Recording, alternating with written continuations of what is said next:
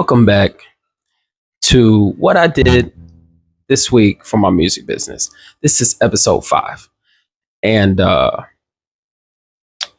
we got some work done. So I'm excited to share what's new, what's changed, what got completed, and my goal is keep it under 20 minutes. I think I can do it today.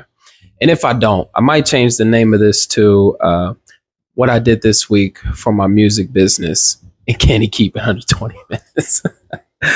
All right. First things first. I've been talking a lot about OpusClips and trying to find a way to clip up this video in particular, right, into short form content to spread out throughout the week, to help grow the channel and things like that. This week, I actually didn't use OpusClips at all. And instead, I attempted to. So remember, I said I don't usually use AI like Chat GPT and stuff. But every once in a while, I give it a shot. And this time I decided to see what Chat GPT could offer as far as like, if I give you the whole video, can you find some good timestamps that might stand out to a viewer that I can chop out and target to share? It gave me like 5. I didn't like a lot of them. I kind of ended up picking some of my own, but I think some of them were kind of cool. But I noticed that, and for many reasons, why the one I picked worked and got the most views, especially on Instagram. And I think that's just because of just the use of tagging other people and who I was talking about. So that was really nice to see that. And so the process for that was because I didn't need to post. Okay, hold on. Let me stop myself. Remember, whenever we take a short, we're always posting it to multiple platforms, right?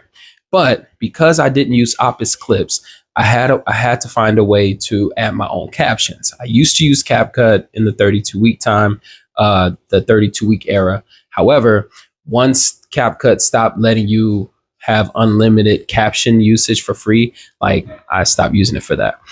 I still use CapCut for other things, but not for captions. So instead, I run it through TikTok. So that means when I put it on TikTok, I just go ahead and treat that as like the first landing spot for my post. So I'm going to type all the information for that video in TikTok.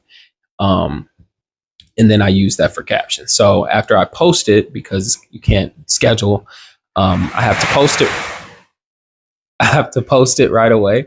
Or if I can't post it, I might be able to save it as a draft, but I can't schedule it. So, but I need to post it though. I try to wait until I'm ready to post on other platforms and then schedule them on the other platforms such as Instagram and YouTube.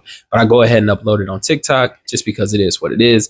And I have my captions. So from there, I take it and I schedule on Instagram and YouTube. And because I'm doing it that way, where I already have the first post on TikTok, there's no need for me to use Metricool. So I had talked about that earlier, probably week 2 and week 3. I kind of brought that up about having to post in multiple platforms at once. Metricool is great for that. And I had said that there were some things I didn't really like about it, and which was like me feeling like I missed out on details or anything like that. And so in that regard, it was like, just copy and paste and make minor changes by hand in these platforms. And I was okay with that because that was the other thing too, is like making sure that I could write or control the cover art or the cover of the short. Okay. So this week I did not use OpusClips. I did not use Metricool. I did all my posting myself. Let's see here. As of now, we have an update for the listening experience. As of now, I got 7 folks signed up on Monday. I think I told you guys I reached out to Nabel. Shout out to Nabel. And it turns out I did not go to high school with this guy. I worked with him at McDonald's. So we worked together, and that's how I met him. But I don't know, man. That was so long ago. I could have swore we went to school. He's like, nah, dog, we worked together. But anyway, I explained what I got going on, and I asked him if he was interested. He said yes, and he signed up and he paid. So shout out to you, bro. I really do appreciate that, man. And the other side of that is I went to the Tyler the Creator concert on Monday as well. So I was getting this information as we're at the concert, which was really sweet, bro. Like, oh my God.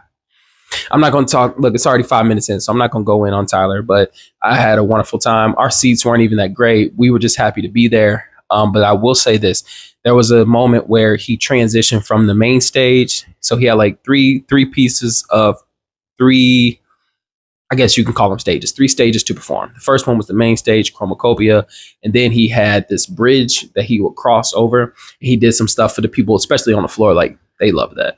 And then there was like a third stage where the opener and Lil Yachty had used that. It looked like they wasn't going to revisit that. So, but at some point in the performance, he leaves the bridge. He didn't go back to the main stage. The lights come back up. He's on the smaller stage, and it's really cool. And if you get a minute to look it up or Google it, it's like the inside of his room, if you will. It was the layout. And it was just, I don't know how to explain it other than it was just a wonderful experience. Like, and just being in a mind state of growing my performance and growing my business and growing my music and art and all of that. Like, I've been really trying to pay attention to like the experience in itself, because there's a lot to learn. I really do take a lot of pleasure and take the time to really examine the stage, examine how they're performing, and try to get an understanding of what they're doing so I can, better my set, right? And one thing I want to add is, besides Tyler making that whole experience really cool, Yachty's performance was actually really cool. And I'm like, I think I might start listening to him. Like, that's how intrigued I was. He was on the stage by himself. It was the smaller stage. And I just liked how he brought the energy. I liked the flow of his performance, where it was like, give him the bangers, get him hype. And then he transitioned to like, I don't know, more melodic sounds and like more chances for the crowd to sing along. And I thought that was really cool. So shout out to Yachty. Shout out to Tyler. Let's see here. Next, I have a session date confirmed, scheduled. And okay. So this is still for the listening experience. So they confirmed that they are going to let me use their venue. They confirmed that the date that I gave them is on point, so we're good there. And they want to have a follow-up meeting now just to make sure that we're on the same page. So I am really excited because everything is coming together at this point. So that's great. Let's see here, and I can't wait for that. That's on the that's next week. That's not this week. I scheduled that for next week, so it'll be a minute before I discuss that with you guys, but still excited. I think we had talked about how I'm using Google Calendar now for scheduling and booking and things like that. And one of the things I came across was, I love how, so me and my wife need to be able to communicate, especially when we have so much that we're doing, whether it's together or separately, right? And so one way I wanted to do that was, I know we need reminders, and I know we look at our calendars often. And I noticed that a lot of her things would show up on my calendar. And so I was like, I wonder if I can get the B.L.A.M.E. Society calendar to show up on hers. So I did some tests with my other emails, and I could see the information pop up. But when I shared it to her, or better yet, when I forgot how it went. I think I asked her to add me. So she added B.L.A.M.E. to her calendar. And so what would pop up would be like just a block of time blocked off, and it said busy, which that's kind of rude, right? Like, I wanted her to know exactly what was going on, so that when I throw it on the calendar in advance, she would be able to see it. Man, that's really important.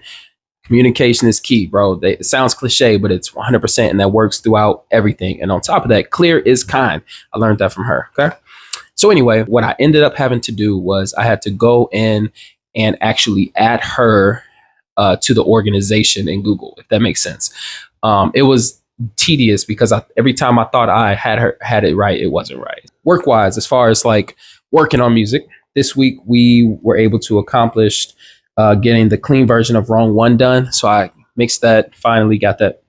Well, not really mixed, but I edited it. We already had met the week prior to record the vocals. So I finally got the actual files worked out. They're ready to be mastered, but I'm waiting on her to respond to make sure that it sounds decent. I think it sounds great. So hopefully she and the team are on the same page. I also was able to do my first mix on Clintus, the poet, his project, Quarantine Chronicles. I did the first track. So that was cool. I got that one done. I sent him 2 versions because I wasn't sure. Like, again, this is new territory for me. So I'm not sure what he would expect the listener to experience when they listen to his poems or his, I guess, poetry album.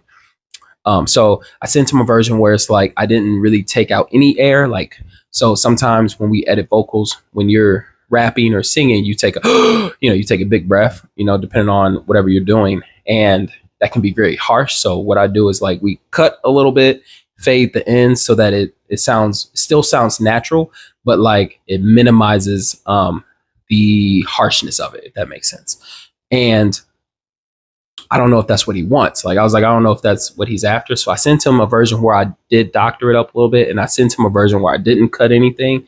And I'm waiting to hear back from him on that. And I did a second one literally today. I worked on the second piece for him. So, but I'm not going to send it to him until I hear about how he feels about the first one, so that I know if I did what I needed to do or if I need to make some changes.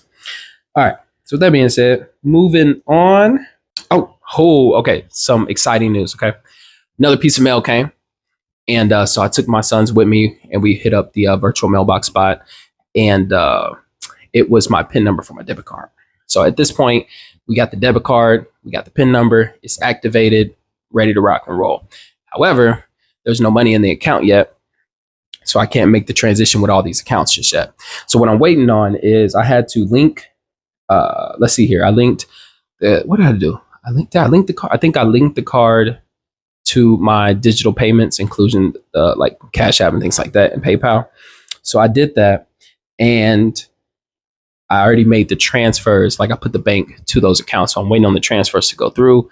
And once those go through, which they should drop either tomorrow or Tuesday, I'll be able to then to go into these accounts and make the switch from my personal checking to the business account. So that's that. I was really excited when that happened, man. Y'all have no idea the feeling. Actually, you probably do. It's like back when you were a kid, when you first got your debit card, bro. Like it just means a lot. Let's see, we're almost done here. Okay, real quick. I'm gonna try to say this as quick as possible, but we're coming up on the second anniversary of 32 weeks, the anniversary of the first track when it got dropped. And I want to say that is the 13th. It is the 6th. So next week, in preparation for that, I've been really thinking about what I want to do, because I'm not going to do the reposting of all the videos again. Not yet, at least. I'm not doing it right now. But instead, what I decided to do was make the transition to get 32 weeks, the mixtape, on Bandcamp. And the reason for that is, even though I got it on a website and you can buy it, like that's cool, but it's just not user friendly. Bandcamp, it's user friendly. It has the PayPal built in, so like it's easy to use. And so for those who really want to show some love, fam, like, and maybe you haven't listened to 32 Weeks yet, I highly suggest you check out the Bandcamp. It's still going to be catoofficial.bandcamp.com.